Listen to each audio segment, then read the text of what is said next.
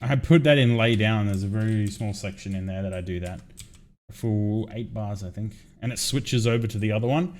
So like at the beginning, the blue one's doing the quarter beat with the red one doing the thing. And then it switches over to the red one doing the quarter beat with the blue one doing it. I like to do that quite a bit, actually. You've seen it even in this at the moment, like 3 or 4 times. As in, what I mean by that is not necessarily that type of pattern, but testing the player to switch to the other hand, but giving them a chance to get to it. So I do it subconsciously. I'm not sure if you guys will see it, but I essentially teach the player a lot, even on something like expert. So as in, like, I always give them a fair chance, and I give stuff for recovery as well. So if I got an example of it here. So like this pattern here, the side notes are essentially always the same. You can ignore them for now, but it's just the triplet in the middle. So you've got a red down, blue down, red up, and then at opposite hands. It then solidifies that by literally repeating that exact 2 things again. So left and then right. So I'm establishing that they're changing between the first note of each triplet is changing between each hand. So it's the left hand first, then it's the right hand, then it's the left hand, then it's the right hand. The triplet on the next one, it changes its pattern, but it still starts with the left hand. The next one starts with the right hand. I don't think I do triplet. Yeah, so I do stop there. So I've got the triplet starting with the red. This one, I guess, is the end. It isn't a proper triplet because I'm ending it on a double, but for the sake of keeping right left, we should probably keep it.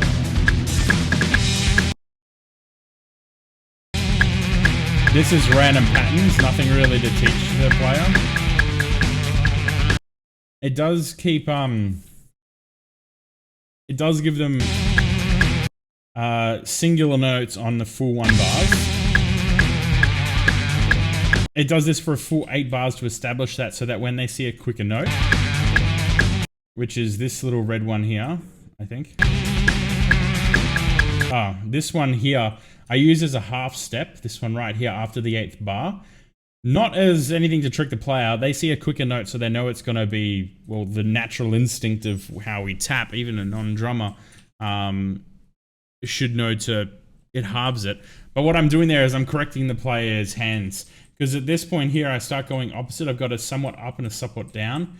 And so I continue that up, down, and up, down. But then I need to bring it back. So at the end of the 8th bar, I end up reversing one of the hands. In this case, I choose the red, so that they match again. So now, at the beginning of a fresh bar, both of their hands are going in the same way. So that they can be thrown straight into a new pattern. Now, they do know that there's still that consistency of having something on every bar. I should, just about all the way through, always have something on a full bar. I don't think I skip that. Like, it would sound okay, but it's not what I'm going for in this, because it's quite complex as it is to some.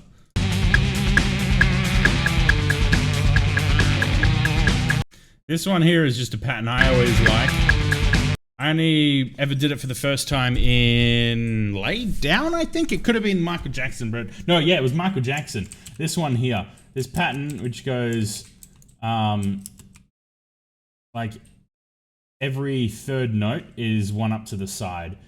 So 2 blues, 2 reds, 2 blues, 2 reds, 2 blues, 2 reds, and in between the double, so it's blue, blue, you've got the opposite color to the side. So blue, red, blue, red, blue, red. And they're literally the same, just a down and up. Just how that feels is just extremely natural. It feels really, really nice. It's not difficult in any way. It's probably the easiest pattern in all of this right now. And I just throw that in just as as I'm saying, I've given the player a breather. That's the part that I consider a breather. That pattern is nice and simple. They don't need big pauses. They just need something that doesn't require quick thinking or wrist. I then, I then even make it easier.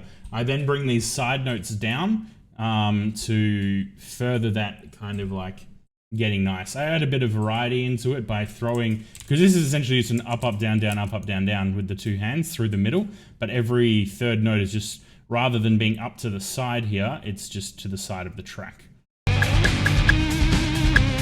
And this is where I change instruments. So I've been going not even really necessarily with the drums. It's been slightly with the drums, but what I've now ended up going to is the guitar. I feel like in the songs that I choose, like Knights of Sidonia, it's very well known. People know how it goes. Like down, down, down, down, bow, bow, bow, bow. La, la, la. And it's a big enough gap between the first and second notes that they can establish that that's what they've now changed to. And from the, I mean, if they haven't yet at that second note determined that that's what they're doing, they're on full bars as well, you can see that, right? So they've still had consistency that there's something on every single bloody note. They've ingrained the distance between each barred note with no little ones in between. So they know that this isn't a quick do-do-do. It's literally that internal metronome almost that's still going on. I continue the guitar theme.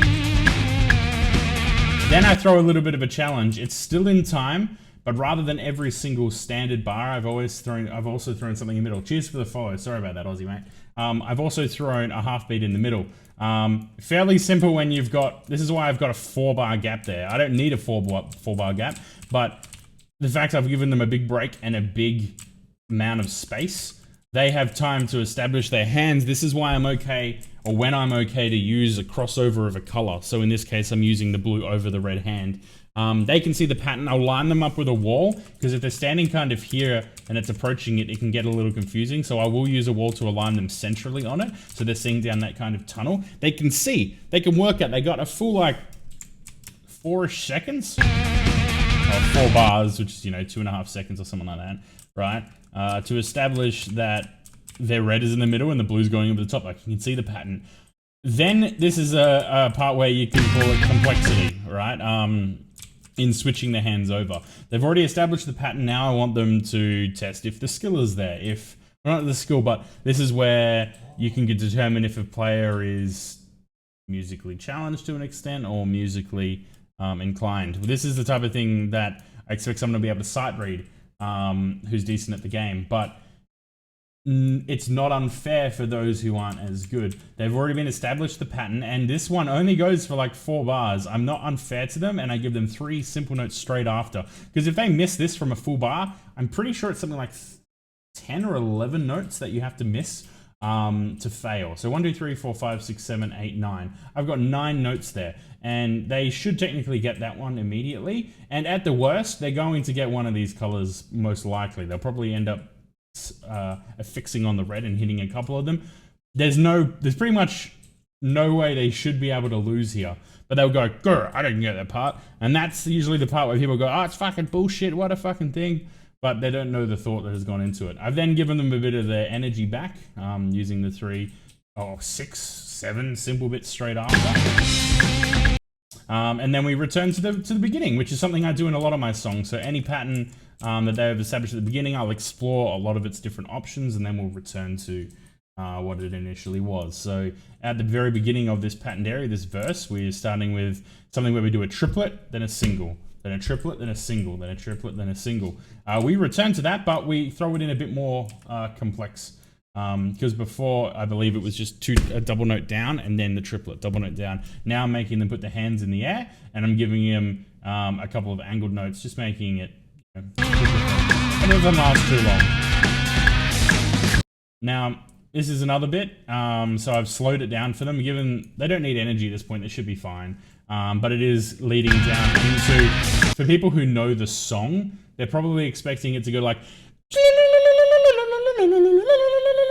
I know that fucking sounds stupid as shit, but you get the idea. That part is not in the song. This radio edit cuts that entirely out. So it goes straight to... There's no real chorus to this song, really. I guess the first chorus of the first part of the song. It's still a verse. Fucking hell. But because I've established these notes slow enough on every single bar that they're still aware of, there's nothing complex about it. I'll probably put a wall on the left here just to add a little bit of something. They then established the very first whatever the fuck you call it. 1 over 5. I believe Penn and Teller actually did a for those that know Penn and Teller, they did a, not really a study, but there was an episode of Bullshit I saw a while ago about counting. And they referenced a study in something or other where essentially if you have your hand out and someone puts a single M&M or a piece of candy or something like that on your hand itself in the center of it, and you had a split second after they took their hand off to know exactly how much you've got in your hand, your brain would establish instantaneously that there's one. There's no more than one, there is one. And if there's two, you get it may take a tiny minuscule amount more, but you are pretty determined to immediately be able to go 2. Like your reaction will be so very, very, very quick. And I believe the study ended up establishing that the highest number that you could get at approximately the same amount is 5. It was something to actually link to shapes in general. So 1 is just, we don't see any gap in anything. 2, we see a line down the middle and it essentially reflects a rectangle. 3 is a triangle. 4 is a square. And the only reason why 5 can be established, regardless of their pattern, is because it looks more than 4. It doesn't have that square. But it doesn't, we instinctively know that it doesn't look any more than 5 or some shit like that. So 5 is like the magic number that you can reach in having someone instantaneously know how much there is. And so if you're putting anything higher than that, like a stream of 8 or 9 or 10, 11 notes, that's why people's fucking hands end up going out of time very, very quickly, those that aren't the best at them. And so I know there's a lot of philosophy behind it, but if you look at like Rustic's Believer map, I definitely know it's an intentional. It's part of the fucking song that it does that. But there's literally his strings, even though they're fairly slow, like that's what people enjoy. They're 5 notes. Their 100% is 5, and then he does a couple to the side 5 thing. 5 is like the beautiful thing, and so it feels very natural. The OST uses 5 as well, usually is like the most. Now when I say the most, I mean in an actual stream. If anything after 5, go to the side. So 5 is, quite the natural thing. So that's essentially what I used here. I didn't just say all that after this. 5 is something I just know about. In music works rather well. In people being able to count and all that shit. So what I do is I establish, they get used to the 5, right? But I don't have 5 after 5 after 5 after 5 after 5 after 5 after 5. What I do, that's what I had there initially. You saw me copy paste it all. I've then come back and retracted every second one so that they get used to it. It's still in time with the music, so it goes 5 and then 2 breaks of single bars in case they got their hands wrong. Then they can do it again. Now, I only give them twice because this line isn't too long, but after the twice, I then, I don't need to give them any more. They're fucking playing an expert. They've gotten this far. They should be okay, right? So now we throw it every 5, every 5, every 5, every 5, after another. But the new puzzle is the fact that I now change the beginning of the front note. So these ones back here, they both start with just downs, for both. So both blue and red are downs, blue and red are downs on this one. Now, this one, they may stuff up the second one, but that's fine by me. That's why I give this other little short bit soon after. Because if they stuff up their hand on the second one, they'll immediately want to then change it for the third one, and they could go wrong. So, giving them the first downs, they should be able to see that the up is there if they're paying attention to the fucking song. But if not, just in case, they'll probably end up stuffing the third as well. They end up getting a little bit of breather again, and then we go for nothing but the 5s, using that mechanic.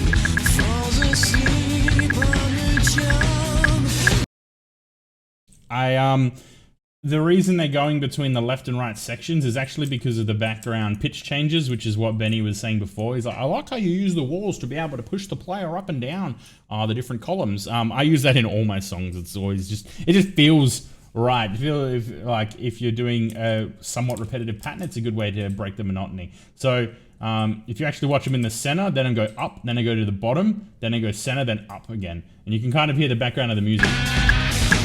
Little up, down, middle,